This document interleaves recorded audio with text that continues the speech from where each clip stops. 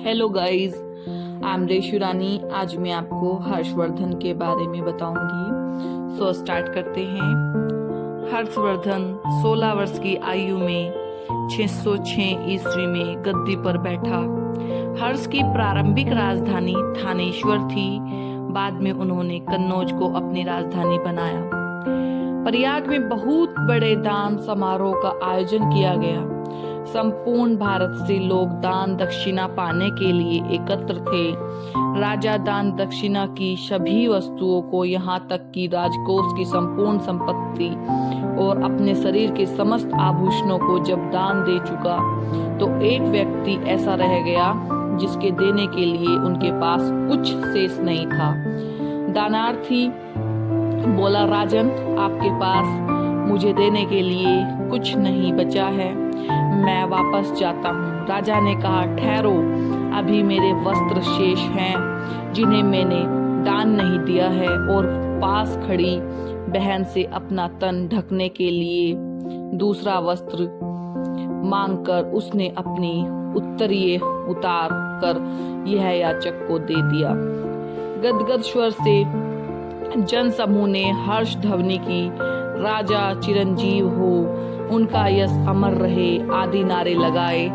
जन जन को अपनी दानशीलता से मुग्ध करने वाले यह राजा और कोई नहीं, दानवीर हर्षवर्धन थे। 590 ईस्वी में ज्येष्ठ माह में रानी यशोमती के गर्भ से हर्ष का जन्म हुआ था। उनके पिता प्रभाकर वर्धन थानेश्वर के योग्य एवं प्रतापी शासक थे, जिन्होंने भारत पर आक्रमण करने वाले हुनों का बड़ी कुशलता से दमन किया था। पिता की मृत्यु के बाद हर्षवर्धन के बड़े भाई राज्यवर्धन गद्दी पर बैठे। इसी बीच मालवा के राजा देवगुप्त ने हर्ष की छोटी बहन राज्यश्री के पति ग्रहवर्मा की हत्या कर दी। ग्रहवर्मा कन्नौज का राजा था। राज्यश्री को कैद करके कारागार में डाल दिया गया था। इस अपमान का बदला लेने के लिए राज्यवर्धन ने मालवा पर चढ़ाई कर दी और युद्ध में विजयी हुए, किंतु लौटते समय बंगाल के राजा शशांक द्वारा मार डाले गए। हर्ष अभी 16 वर्ष के नहीं हुए थे। भाई राज्यवर्धन की मृत्यु पर अत्यधिक दुखी हुए और राजपाट छोड़ने को तैयार हो गए। इस पर मंत्रियों ने उन्हें बहुत समझाया और राजा बनने की सविनय प्रार्थना की। तब शीलादित्य उपनाम ग्रहण करके वर्ष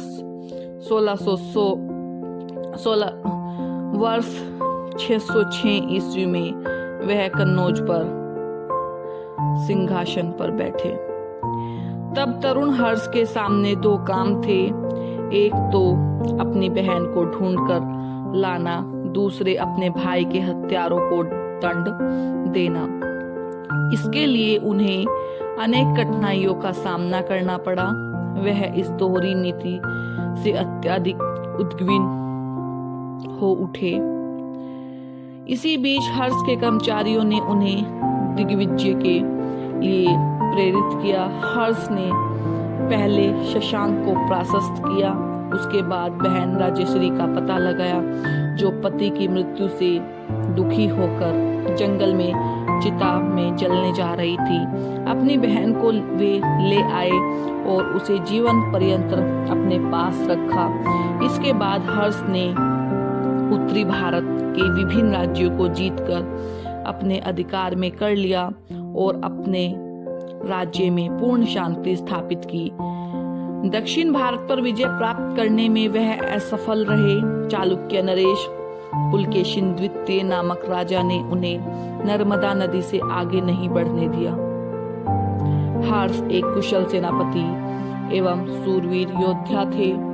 नेतृत्व करने की उनमें अपूर्व क्षमता थी, जिसके बल पर उन्होंने 30 वर्ष से अधिक समय तक शांतिपूर्वक राज्य किया। हर्ष एक प्रजावत्सल्य राजा थे। प्रजा के हित के लिए उन्होंने अनेक महान कार्य किए। हर्ष के कार्यकलापों के विषय में विशेष वर्णन चीनी यात्री वेदशांग के लेखों में मिलता है। जो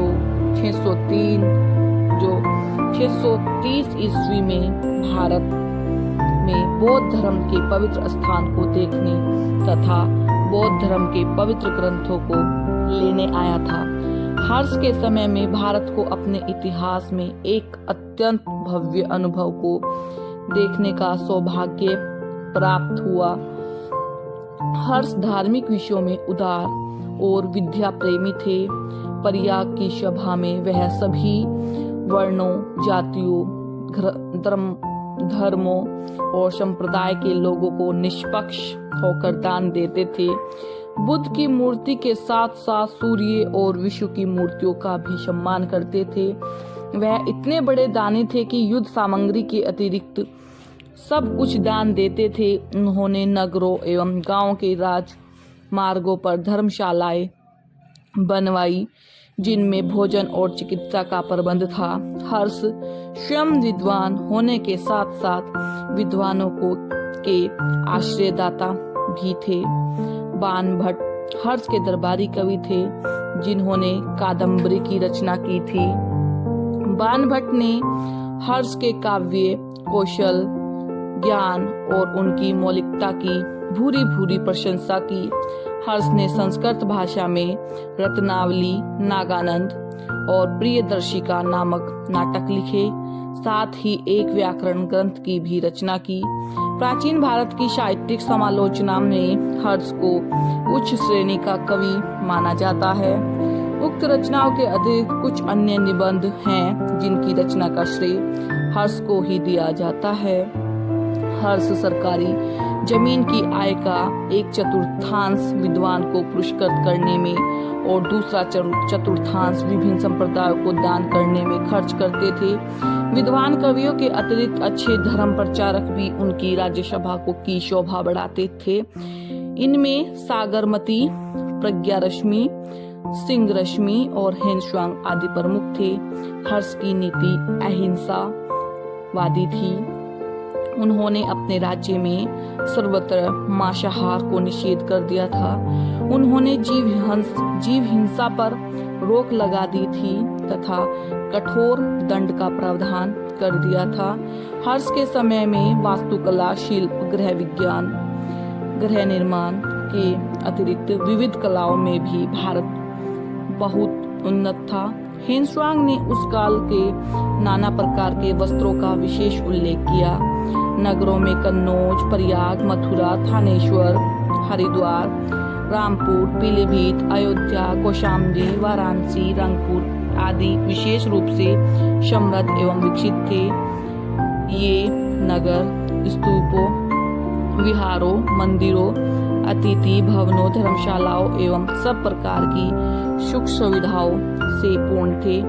हर्ष के शासनकाल में भारत का अंतिम शासन सुव्यवस्थित हो गया, जिसके फलस्वरूप विद्या, व्यापार, संस्कृति, कला आदि क्षेत्रों में बहुमुखी विकास हुआ और पड़ोसी देशों में भी इसका ऐसा प्रभाव पड़ा कि वह लोग भारत को विवेक और संस्कृति का केंद्र मानकर अपनी ज्ञान पिपासा को तृप्त करने के लिए इस पुण्यतिथि की शरण में आए। हर्ष बहुमुखी प्रतिभा और विलक्षण चरित्र के कारण एक साथ ही राजा, कवि, योद्धा, विद्वान, राजसी और साधु स्वभाव के थे। बौद्ध धर्म का अध्ययन पूरा कर चीन लौटते हुए समय हेनस्वांग ने कहा, मैं अनेक राजाओं के संपर्क में आया किंतु हर्ष जैसा कोई नहीं। मैंने अनेक देशों में भ्रमण किया किंतु भारत जैसा कोई देश नहीं। भारत वास्तव में महान देश है और इसकी महत्ता का मूल उसकी जनता तथा हर्ष जैसे उसके शासक हैं। 647 ईस्वी में हर्षवर्धन की मृत्यु हो गई। उन्होंने लगभग 40 वर्षों तक शासन किया। उनकी मृत्यु के बाद केंद्रीय शासन सत्ता छिन्न भिन्न हो गई और उत्तर तथा दक्षिण भारत में छोटे छोटे राजवंशों की स्थापना हुई। Thank you guys for watching my video. Please like, share, comment and subscribe my channel.